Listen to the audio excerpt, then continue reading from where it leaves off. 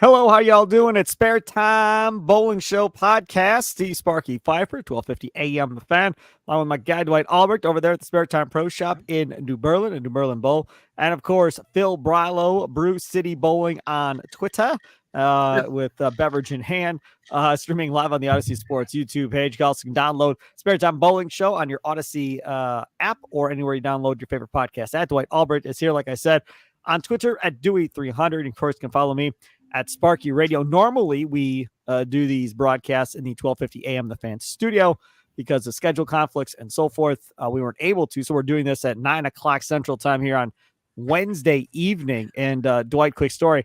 I went into the station like I normally do this morning, and Allie Faith from Kiss FM was looking for you.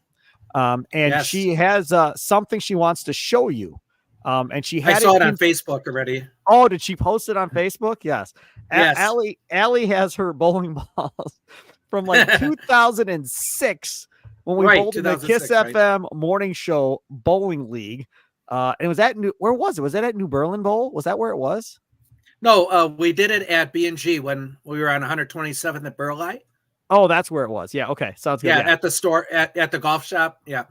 Yeah. No. Where was the all you guys came at? Over. Yeah. Yeah. Oh, the bowling league was at AMF West. AMF West, yeah. Yeah. That's where it was. Okay, right. It. Yep. Yeah. So we were over there, Oklahoma. Right. So we were over there doing the bowling league, and I was talking to her today, and going over the different teams that were there, and Wes McCain running around and sliding over in front of people trying to bowl, and the nonsense that was. It was a league back in the day with Wes, Ronnie, and Allie on Kiss FM, a long time, very successful morning show.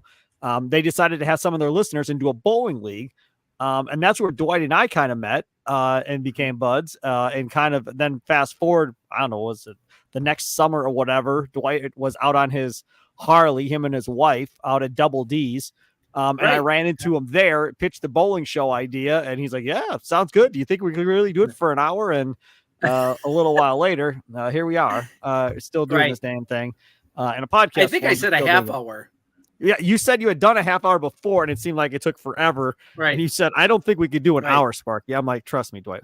We can do an hour. It'll be fine. It all worked out at the end of the day. So another guy that's been around forever is Pete Weber. And he was there in Missouri, the first ever Pete Weber Missouri Classic. Before we get into the actual results of the show and talking about matches and so forth, I want to start off just talking about Pete Weber. Looked old to me. I haven't seen Pete in years. Like the last time I saw Pete, we were at a bar in South Point together. So it's been a while since I've seen Pete. 7 years, probably? At least. Yeah, something like that. Yeah. Me, Tim Allen, and Pete Weber at the bar. So it's been a while. And I saw him on TV and I was like, whoa. And then he started talking. I was like, man, he looks old. He sounds old. He got old, no question. We all get old. I was making fun of Phil and Dwight before we came on the air, right? But I mean, people make fun of me for my gray hair. So we're all aging, and the aging process doesn't stop. But that was the first time where it kind of hit me like, wow, he's not getting any younger, and you could tell that it meant the world to him, Phil, because he got pretty emotional multiple times throughout this thing. You know, a couple of years ago in Portland, he did his last stint with the New York, now New Jersey Kingpins, and he came off the lanes after they lost their opening match in 22 and said, that's it, man. I'm done. I can't keep up with the kids anymore. And that was the same week that Norm announced his retirement as well. So it was kind of like going, okay, you know, Norm pulled me to the side. I kind of believe that one a lot more. Like when Norm said he was done, like you knew Norm was done. Never throw another PBA ball again. You knew Pete was still going to bowl PBA 50 stuff, but then he tried a couple of tournaments, and then before the U.S. Open this year, we talked about it. Like Pete was fighting to get that exemption in the U.S. Open, and I was like, man, Pete, just go there and just do a night with Pete Weber and just have people come in and watch you bowl and talk to him, that kind of thing, because it's going to be tough keeping up with the kids, and that was his wake up call, man. He got to the U.S. Open, he got into it, and just wasn't good enough. And then the first round in Missouri, he got on Facebook after it was done. He goes, yeah, basically I just embarrassed myself today. This is a young man's game. I'm going to do the best I can for these last 12 games. But he said he should have given his spot to somebody that deserved it. But he's Pete freaking Weber. You get your send off the way you want it. And, Correct. you know, Norm got his send off at Bayside, which was great for Norm. And then Pete got his send off with a tournament named after him. And I'm hopefully I saw some local news in Springfield, Missouri that said that they're planning on having this event back for several years. And I'm sure Pete's name is going to be attached to it as well. But yeah, Pete's Father Time is undefeated, as our good friend Jeff Rickles from 11frame.com likes to say. And yeah, he looked at this week. You watched him, the clips they had of people on the lanes for his last few shots. Age is getting there. So and you can keep up with the other guys your age on the PBA 50 tour. I mean, he's reigning PBA 60 player of the year. But to try to keep up with the kids, it's just not going to happen. And it's a great way for Pete to go out. Your thoughts, Dwight? I kept thinking that if this doesn't tell the people at home how hard being on the road is and that lifestyle of being on the road and how quick you age in that type of style, a life that you live, always living out of a suitcase, bowling all those games, probably not eating very healthy. Who knows what else going on? But the thing I noticed is when he clapped, I don't know if he's got arthritis in his hands, but his fingers were kind of going all over the place when he would clap. So I kind of caught that. Great job when they interviewed him and they talked about all the other people that came ahead of him and that his name is attached to a tournament. I thought it was very classy in how he said it.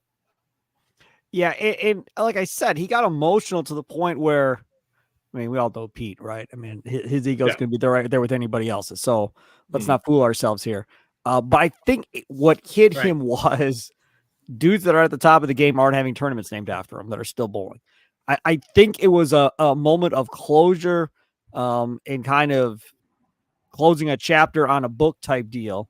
And then being honored that way by Tom Clark, who, by the way, as we've always talked about, has done an amazing job. And I really like the idea, and I don't know if it was Pete's decision or if Tom decided he was going to take it upon himself to sit next to Pete the entire tournament. But that was kind of cool too, seeing those two guys that have been through it, obviously, because Tom's been commissioner now. How long has Tom been commissioner? I don't even know. It's been a while though. God, it's had to been at least 15 years or so, right? Somewhere in that area. Yeah, at least. Somewhere I'd have to go back and look at the PBA archives, but yeah, at least 15 years. So him and Pete Weber have been through the battles and so forth. So to have those two guys kind of sitting there taking it all in. And then even if you go to the first game when AJ Johnson was out of it at the end, he converts that split. He goes over to Pete and says something, and then does the chop or whatever, like degeneration, actually, like Pete Weber always used to do. That's kind of cool. I mean, that's the stuff that you kind of wanted to see. And these guys all talking with Kimberly Pressler about, wanting to do it for Pete and yada, yada, yada, and that type of stuff. I don't think it could have went much better as far as what they wanted this to look like and how it came off. I thought that was a pretty cool way to do it. The only thing I would have done differently, and you both know what it would have been, is I would have handed out Pete Weber sunglasses to everybody that showed up in that tournament. And the entire crowd would have been wearing some type of sunglasses all in the crowd together in honor of Pete Weber. I think that would have been super cool had they been able to pull that off. The fans, I mean, just from what I like Bill O'Neill's comment. Go ahead, Dwight.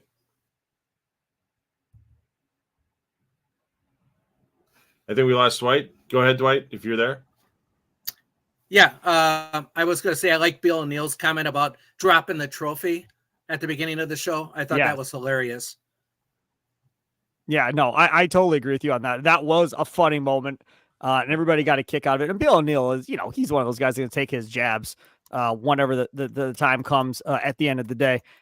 Phil, the other thing about this is it being in Missouri. And if you don't know, he's from Missouri, obviously, and that's why this makes sense to have that thing there.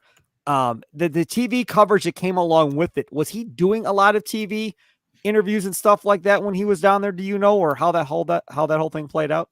I didn't see him there when I was there early in the tournament because of the PTQ and practice day. He was fighting some food poisoning, he said, on the practice day, so I didn't get to see him there. But I know there was a lot of local news reports out there.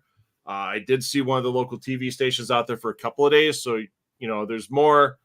They covered Pete pretty well. I happened to notice one of the local TV stations that talked about the tournament coming back. And I don't know if they had AI write the report after or something like that, but they call it the Pete Whoever Missouri Classic. I posted that on social media going, that's why we need proofreaders in media.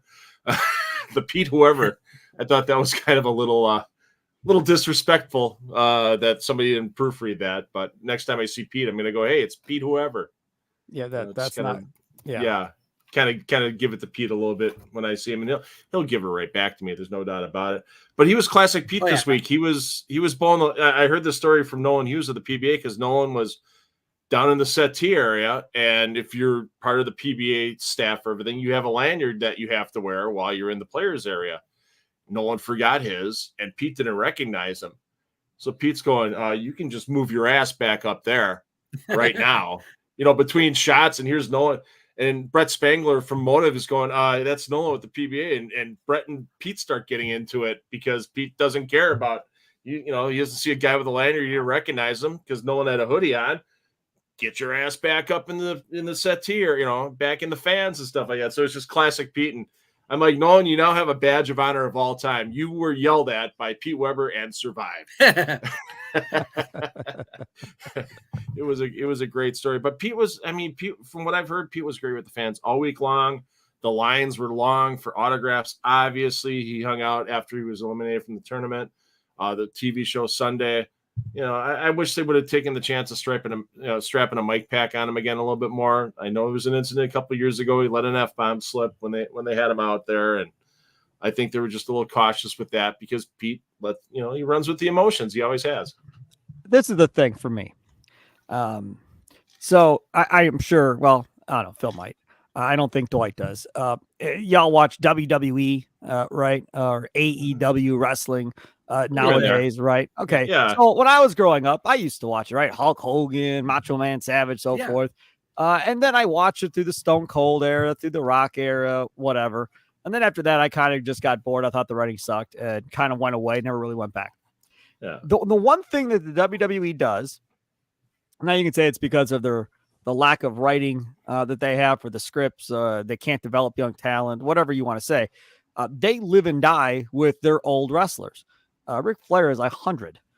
Sting is 100. I mean, a lot of these guys in AEW and WWE are still around, and they will not let them fade to black. They aren't going to allow it. They're going to make them come back out and grab a microphone, say something, do something, whatever, chair shot somebody, whatever. They're going to make them be a part of this. Why? Because that fan base, that's like my age, your age, right? For Flair, you guys know Ric Flair. Yeah. You may turn it on because Ric Flair's on TV and you were a fan of Ric Flair when you were watching wrestling back in the day, right? The PBA tour needs to take a page out of that. You can't let Pete Weber fade to black. Like, I don't care if the man's not bowling on the PBA 50 tour anymore. I don't care if the man's not bowling on the PBA tour anymore. You can't let him fade to black. I mean, you brought back Nelson Burnham Jr. or whatever, and brought him back and put him up there in the TV booth a couple of times. You brought back all these other guys. You cannot allow Pete Weber to not be a part of this tour some way, somehow. Now, how you go about doing that, I'm not quite sure. But to allow the most popular guy you've had on TV for all these years just walk away into the sunset and not keep him included somehow, some way on TV, I think would be a gigantic mistake, Dwight. Yeah, I kept thinking about when they were showing clips of him winning other titles and his match with Steve Wilson. And I kept thinking about why didn't they show a couple of clips of when they did that documentary called League of Ordinary Gentlemen. And it was really highlighting Pete mainly in that documentary. So it would have been nice if they would have showed just bits and pieces of that during his era. Well, he had the 30 for 30 on ESPN as well. That was very well done, I thought, with Pete's troubles and that type of thing. That's something that maybe they could have worked out some with ESPN and gotten a clip or two out of that as well. But you both agree that they have to keep him involved somehow, some way with this tour going forward outside of this one tournament. Like I just, to me, there has to be something else, whether he's the third man in the booth for majors. Maybe it's just the majors. That's the only time you see or get to hear Pete with Randy Peterson. Could you imagine the stories you would get between Pete and Randy on a telecast, referencing back to different things that happened on the tour or whatever? There is so much that you could get out of this, but you have to convince him to do it, and then see what happens. I'm telling you, people love that dude. Well, I saw that he had an earpiece. I was surprised they didn't talk to him while the matches were going on. But I know Tom Clark was sitting right next to him, and I just kept thinking to myself, did Tom keep whispering in his ear, "Hey, Pete, if you're going to say anything, don't swear"? No, I don't think so. No, I think Pete learned his No. lesson from a couple of years ago. So I mean, once you do it, you kind of know you did it. And I don't think it's going to happen. I was again. waiting for that F-bomb to come out. Yeah, right. All right, take a quick time out. Come back on the other side, and we'll talk about what happened at the Pete Weber Missouri Classic and the matches that occurred. Do that next. Coming up here on the Spare Time Bowling Show podcast. Download it on your Odyssey app, or if you download your favorite podcast app. Also, you can check us out on the Odyssey Sports YouTube page. Hey, it's Sparky Fifer, 1250 a.m. The Fan. Check out the interviews I do during the week over at 1250amthefan.com. He is Dwight Albrecht from the Spare Time Pro Shop in New Berlin. Phil Brylow, Brew City Bowling on Twitter. $2 Phil, as he is known to you. Follow Dwight on Twitter at Dewey300. You can follow me at Sparky Radio. All right, so let's start off first talking about match number one here. Simonsen, had to climb the ladder if he was going to win this thing going into this, and we knew that. And right off the bat, AJ Johnson is his opponent. Hey, man, they were talking about on the broadcast, Randy Peterson's like, oh, man, EJ Tackett, man, he's just been on TV. So has AJ Johnson. Mm-hmm. I mean, AJ Johnson on a couple of TV shows now, part of PBA League, all of that stuff. So we've seen AJ Johnson a bunch this year, like more than we've seen AJ Johnson over the last couple of years. That's for certain. So being able to make TV shows is something. Obviously, baby's still on the way here as everybody's waiting anxiously for the baby to come. But did he bowl all that great? No, he didn't bowl all that great at the end of the day. But as we mentioned there in the first part of the show, he did have the chop with Pete Weber, whatever the case may be, got the hug with Pete and all that. And you could just kind of tell a little bit early on that maybe Simonsen was on it a little bit, but also at the same time, you could tell, and throughout this TV show, it still wasn't top notch, top level, bowling necessarily that we're used to watching the last couple of years. There's still stuff going on. You're like, what the hell is going on out here watching this? You still had funky splits and a bunch of stuff going on throughout this TV show, Dwight. Yeah, 150 games, 159 on Simo's match. And we talked about this in the past that when the winner wins the show, he's typically not pushed. And here's another show, except for EJ's match, where a lot of those matches were over by the 7th, 8th frame. I call them gifts, but at least EJ took him to the 10th frame.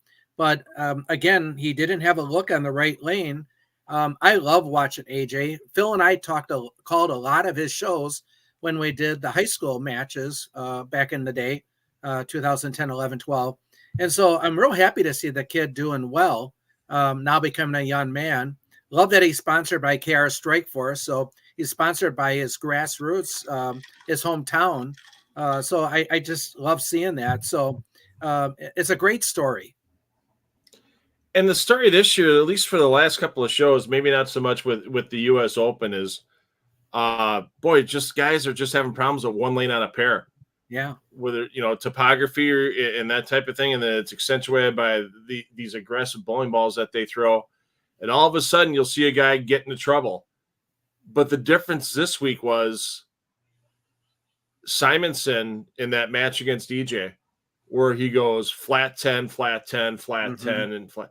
And you just go, okay, now he's going to have to get up and double the win to get to the championship match. No. Is he going to have to ball change? What's he going to do? And he just shows how freaking talented he is by staying in the same ball, switching his hand position, moving up on the approach. So he has to throw the ball slower because he takes smaller steps. Right. And then just shreds the rack twice. I mean, and just make sure that 10 doesn't stand. That just goes to show how amazing it's not the bowling balls with these guys when they get on TV to make it. If they have the wrong ball, yeah, they can find themselves in disaster in a hurry. But Simonsen, the last couple of events he's made TV, you just watch him and he doesn't get himself in trouble with the ball, and he just makes a small fine tune with the hand position or moving up on the approach or whatever, and then keeps himself in a match and then still gives himself a position to win, and he did it again. It's amazing to watch. Yeah. And how many times did Pete do that during his career? Right. On TV, I think, 37 titles with subtle changes. In that match, I think he rolled the dice in the 10th frame. I think he moved in to play the Wally because he knew if he hit the pocket, it was going to be a flat 10. So I think the only way he knew he was going to win that match was to go to the wall shot. And he did back-to-back shots. Oh, he changed his ball roll too, Dwight. I mean, he changed his hand position. He changed his ball roll to go with it because he knew the ball was losing too much energy. So he got it with a little more side turn. So it saved that energy just enough. Because otherwise, even if you hit light, that ball deflects, you're still going to leave a 10 pin on a light hit. You got to get that ball to rotate properly down lane and save that energy. And he did it. And it was amazing to watch where everybody bitches all the time about, oh, you can't outbowl bad ball reaction.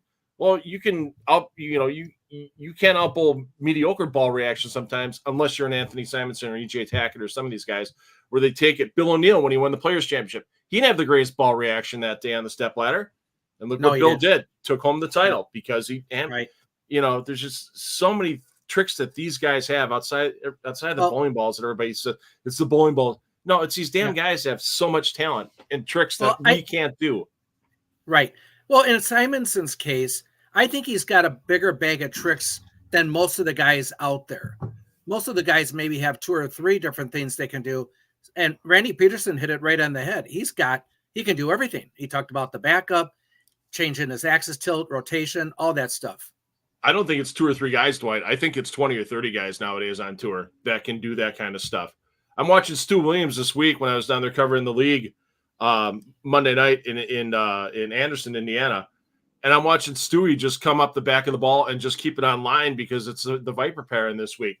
And here's Stewie. And Stewie's got 2 300s in the tournament qualifying this week already. It's these guys are learning that they just can't sit there and just change balls. They need the little things. And you see these guys, that's what they're working on tour. Because the little things is what's the difference between the Simo, the Belmo, the EJ. But it's no different than Tiger. What Tiger changed golf with his physical and all the different tricks he could do with the ball. So all these guys are learning to hook it and slice it and hit stingers and all the other stuff. And all of a sudden, that gap closed a little bit. And Tiger wasn't the only threat to win every week. There's 20 or 30 guys that show up at every one of these events that can win that week. It's just a matter of making the right decisions at the right time, making and knowing when to get out of a ball. It's at least it's in that great. match. Go. Yeah. Well, no, I was just going to say it's great listening to you guys go back and forth about this with Simonsen because I'll be the first one to say I did not realize he moved up on the approach. I didn't notice it. So Phil brings it up. I was like, I didn't even notice. I mean, that's the type of stuff where average bowler, right? As we were talking about, $157 game, $179 game, whatever. Okay, you're right. It looks horrible. And we're all going to say the same thing. That's not good for the PBA Tour.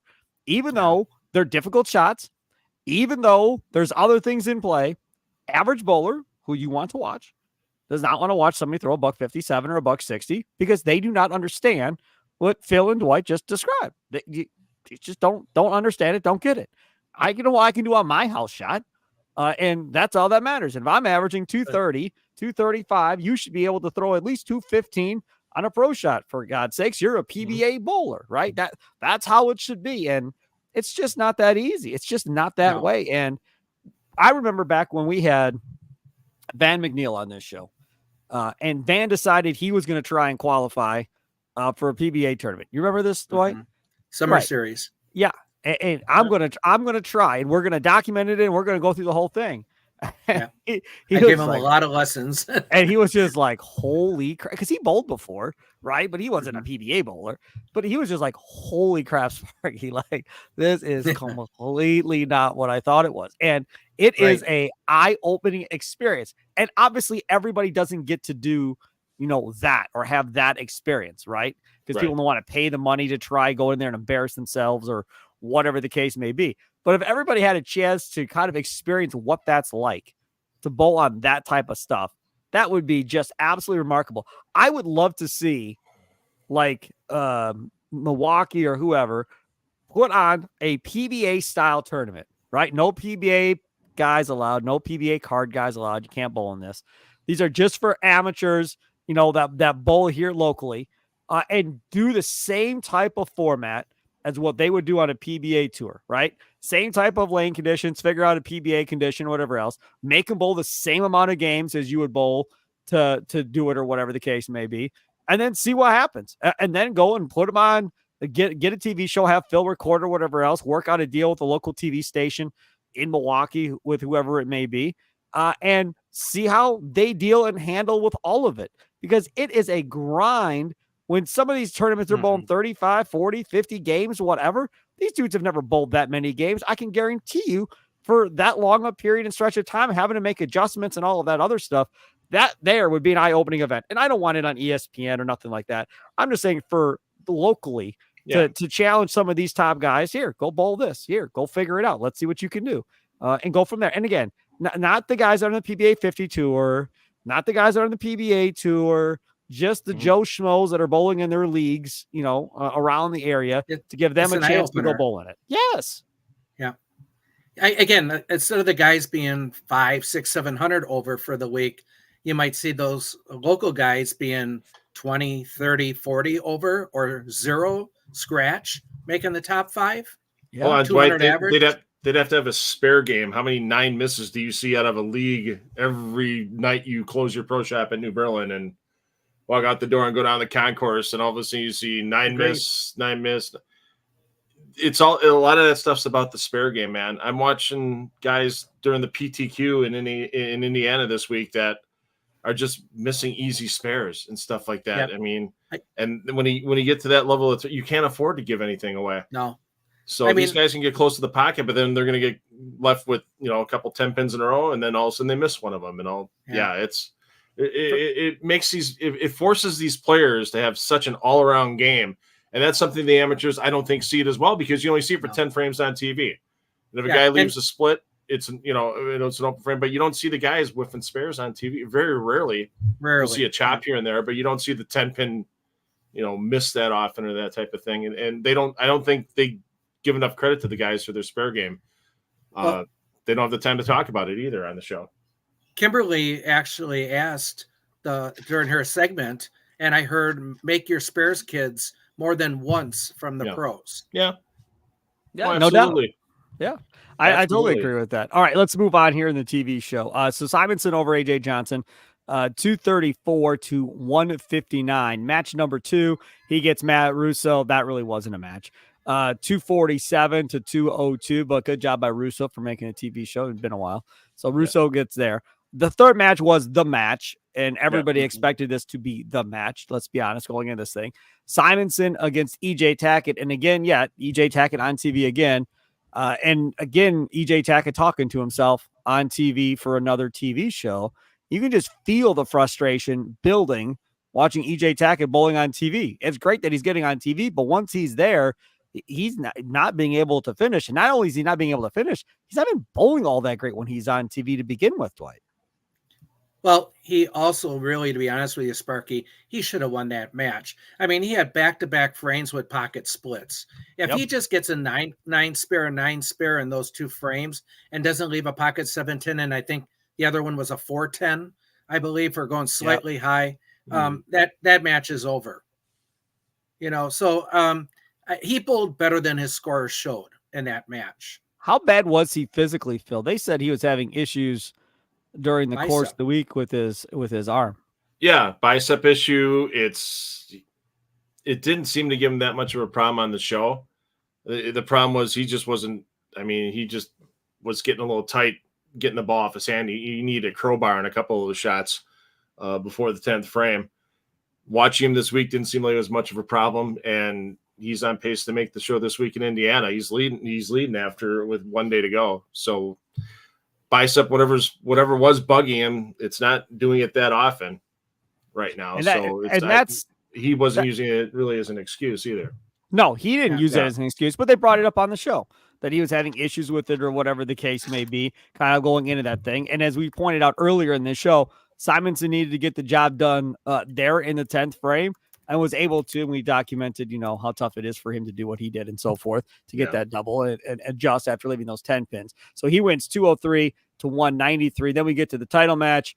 And again, another 150 game there from Bill O'Neill, 224, 156. Simonsen over Bill O'Neill. Thoughts on what you saw from Bill O'Neill, Dwight? I had a quick question for Phil. Phil, with these guys that are coming up that are putting so much turn on the ball with their thumb, just with their thumb, like an EJ, you see it more than Sparky and I. Do you see more injuries from these guys that are going unannounced or hasn't been talked about on the show? No, the most of the injuries you hear out there are just basically like a finger or a thumb, or Kyle Troop last year had some problems with a finger, and he changed the pitch, and it seemed to get past that in a couple of weeks. He talked about that too. These guys are the guys that are out there week in, week out. They're so good with stretching before they get out there and making sure they're taking their time during warm-ups, making sure everything's good, type of thing. Yeah, and just the way that the ball drilling's progressed over the years, where, if these guys had to do this stuff 30 years ago, because what was it always back then, Dwight? It was always stretch the damn grip out, fingers out, thumb reverse pitch, so you get out of the ball quick and you can just grip it and rip it. And that's where guys are blowing out wrists and fingers, all that other stuff. That's not an issue even for the guys with their thumb in the ball anymore, because ball drilling's come such a long way. You'll see, and that right away, where how many guys do you get to come into your shop now compared to 20 years ago that, hey, I've got a sore wrist all the time, or I've got and that's even just the casual bowlers that bowl. Maybe, the serious casual bowlers that bowl 2 or 3 nights a league a week. You don't get that, oh, my wrist is bugging me, or what can we do to fix it? You're not getting that, because you guys have such a better science of drilling nowadays than you did 20, 30 years ago. And that just reflects on tour for injuries as well. Right. And that's also the thanks to Mo Pinnell. Well, Pinnell wasn't out there 30, 40 years ago either. And he taught thousands of pro shop operators how to fit correctly, how to fit comfortably. I just thought that maybe because these guys' arms are so bowed and their elbows are so bent to get the high rev rates, and they're doing that yo-yo effect with the wrist, that you'd see a lot more hand-wrist injuries. But to do that, you have to be loose physically. You can't you can't tense up. If you tense up, you can't bring your elbow. You can't let your elbow relax. They have to stay loose. They have to stay fluid with the swing. It's not getting tight coming through and doing all you can to grip on it like we did 30 years ago. The physicality of the game has changed so much on top of it too, that if you're throwing tight, you're not gonna bowl well. Good stuff as always. See as Phil Brylow, Dwight Albrecht checking in here with the Spare Time Bowling Show. Gentlemen, it was another good one. One more thing, which I'm disappointed Sparky didn't mention here. You've talked about how the PBA's always needed a black hat. Black hat. The retiring black hat of Pete Weber passed the torch with this win to Simonsen. That's what I thought. Right. The torch has been passed. Yeah, I don't know. I don't know, man. Simonsen bowls angry all the time. He does. Angry. I understand he bowls angry, but Pete was at a whole different level. I mean, Pete's yelling at people in the crowd. You just said it. The guy on the PBA tour got yelled at. A writer gets yelled at by Pete. I mean, again, this type of stuff. Simonsen ain't that guy. I mean, look, he may be abrasive or whatever and get angry when he's on TV and all of that. But to me, Pete Weber, sunglasses, all that went along with it. Okay. Dwight can tell you about stories of him as a kid ripping through locker rooms and doing all this crazy crap that was on back in the day. So there were a bunch of dudes that weren't, pro Pete guys or whatever the case may be for whatever the reason. Yeah. I don't know necessarily if Simonsen is at that level, and not saying Simonsen can't get to that level, but Simonsen would have to have a rivalry with a Troop or somebody. And kind of like Belmonte and Rash did, where he's got to kind of have to be the anti guy. Like, Kyle Troop's overrated as hell, man. Get out of here. I'm a far better bowler. Something like that, to where that's Kyle Troop's the fan favorite, and Simonsen goes here and just says he's overrated, man. That dude ain't that good. Y'all love him because his big hair and everything else. I'm a way better bowler than that dude. That type of stuff. Or, you're not gonna have a water bottle because Tom got rid of water bottles out there. But something along those lines where it's Simonsen against one of the faces of the tour. But as we've talked about before, these guys are all friends. You're just not going to have this. Rash and Belmonte were not friends. So that's what led to that. Like, it was real. There was nothing fake. These guys all are guys. They all hang, whatever. Nobody's really, I mean, I don't know. You're on tour. I'm not traveling around with these guys like you are, Phil. I mean, are there guys that, aren't pro Kyle Troop or aren't pro guys that don't like these young guys? Because if there is, I haven't seen one on TV yet that has even come close to hinting that they're not. Yeah, it doesn't reflect while they're bowling. It's all business while they're bowling. If there's stuff off the lanes that's going on, you don't know. So far this year, I haven't seen it. Right. But I mean, if you want to go black hat, and if you're okay being ostracized from the rest of the PBA circuit and the rest of the bowlers, and you want to go out on that bridge and see how it feels, then turn on Kyle Troop. That's how you do it. Turn on Kyle Troop. He's the face of this league right now. And we can talk about EJ Tackett and we can talk about Simonsen and all that. Does not matter. If I take Kyle Troop, put his hair up, put him out with 3-4 other bowlers, I guarantee you 95% of the people are going to know who Kyle Troop is before they know who EJ Tackett is or Anthony Simonsen or anybody else. So if you want to heal, that person is going to have to take personal shots at Kyle Troop on TV and make it a deal. And I don't think anybody on this tour has any intention of doing that because everybody loves Kyle Troop. And I don't blame them because I love Kyle Troop. But I'm just saying, if you're going to be a heel, it's got to go to that point. It just does. Okay. Right? Does that make sense? Yeah. No, it does. fully. I thought the part that was interesting was the clip that they showed Pete Weber's last ball for the tournament. I'm sure you guys saw it. Yeah. It was over everything. Who was the first person that gave him a hug afterwards? Anthony Simonsen. Oh, right. Yeah. First person. Mm-hmm. So I kind of agree with Phil a little bit on the passing of the torch.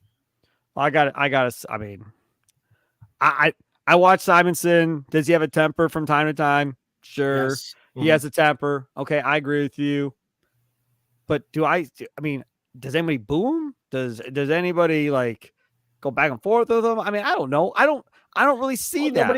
Nobody boos Pete anymore. Nobody booed Marshall. Not anymore. Marshall, not anymore. Marshall was the bad guy. Marshall was the bad guy for how many years? Yes, dude. My house was divided. I was a Marshall Holman guy. My family were Mark Roth family, and we argued every time they were on TV against each other. But that's my point, though. Right? Yeah. That was a black hat. And and he was fine with it. He was comfortable. Right. It didn't bother him. He could care less. Whatever. Right. You go love your Mark Roth. I'm the guy. Yeah. And that's how Pete was. I don't care. Love whoever you want. I know I'm better. And he didn't care. Now we got a bunch of friends on tour. That's all I'm saying. That to me, that's where it's going to happen. Here, I'll give you another example. We're way off topic, but I don't care. You brought it up. This is another example. The National Football League, right? When Ditka and Forrest Gregg were coaches of the Packers and the Bears, they hated each other. Yeah. Gary Ellerson told a story about how Gregg and Ditka were going to fight underneath the stadium, and both teams had to pull the coaches apart under the stadium so they didn't start fighting under the stadium. Those teams hated each other. Cheap shots, late shots, all that stuff, right? That was a true, we hate you, whatever. The Brewers, back when Ned Yost was the manager, and they had LaCroix, and Tony La Russa was the manager of the other team. And LaCroix's like, we can't stand those guys. We don't like them. We want nothing to do with them. And then you got Yost and his coaches chirping at Pujols in the other dugout, and they're yelling back and forth. Okay, that was a rivalry. Coaches didn't like each other. Players didn't like each other. That's a rivalry. But for the most part in professional sports now, everybody gets along. Everybody goes to the club together after the game. We hang out with everybody in the offseason. We go fishing together. We go out on the boats together. We're on TMZ together. That's kind of where we are now. And a lot of this isn't a thing. It's, the Brewers and the Cubs were at a rivalry. No. The fans may not like each other, but the players and so forth, they don't care. Craig Counsell's with the Cubs. Again, most upset I've been about anything in local sports in my life. And Pat Murphy was his college coach. Pat Murphy doesn't hate Craig Counsell. There's no chance. There's not going to be any bad blood there. The guys on the Brewers all love Craig Counsell that played for him. So they are going to be upset. I mean, they're not happy that he's not here, but it ain't going to be like that, like LaCroix and La Russa. So you're not going to get that either. And that would have been a perfect chance for that. So that's why I'm just saying, like, for the most part, the days of the black hat are gone. And that's why, back to WWE where we started, The Rock turning heel in WWE, coming back here before WrestleMania, was genius to put him back to a heel here and get everybody to watch wrestling again. And then once he's done, everybody will turn wrestling off again. Well, Hulk Hogan did that they'll too. be there. Hulk Correct. Hogan did that, yeah, with the NWO. But Dwight, he was on when Hulk Hogan did it. He was on the national news, like the ABC nightly news at 5:30 Central Time. They led with Hogan going bad. The guy that says, say your prayers and eat your vitamins has gone bad, blah, blah, blah. It made the national damn nightly news. They weren't talking about anything about wars or anything else. They were talking about Hulk Hogan. That, again, the power of a heel in sports and entertainment is so powerful and such a huge thing. NASCAR, Jeff Gordon was a heel. Oh, yeah, right, yeah. Because everybody loved Dale Earnhardt, and how dare some snot-nosed kid from California come and beat my guy from the South. That's why they hated Gordon, and he was a crybaby. I agree with that. But that's what it was. Kyle Busch forever was a heel in NASCAR, right? Everybody booed Kyle Busch, hated Kyle Busch. That whole era, that's going away too in NASCAR. Because now you got all these young kids, same thing. They're all friends. A lot of these guys, they get along, whatever. So a lot of that's going to go away too. But I will tell you one thing there, Dwight. I got some news for you. Okay. I got a voicemail from IndyCar Radio asking me if WSSP wanted to run the IndyCar radio races on our radio station. Nice. Yeah. I didn't call him back. I didn't call him back. I love IndyCar. I know you do. I thought of you right away. I'm like, I've just got Dwight calling. We have tickets for the Milwaukee Mile for both races. I know. It's very entertaining. I like IndyCar. I can't wait for them to come back. All right, that'll do it for another edition of Spare Time Bowling Show, ending with some IndyCar talk, of course. He is Phil Brylow. Follow him on Twitter at Brew City Bowling. Cheers to you, Phil. Dwight Albrecht over there at Dewey 300. He's headed to bed after a long night drilling bowling balls all day. Follow me at Sparky Radio. Until next time here on the Spare Time Bowling Show, have a good one, y'all. And all I say is toodles.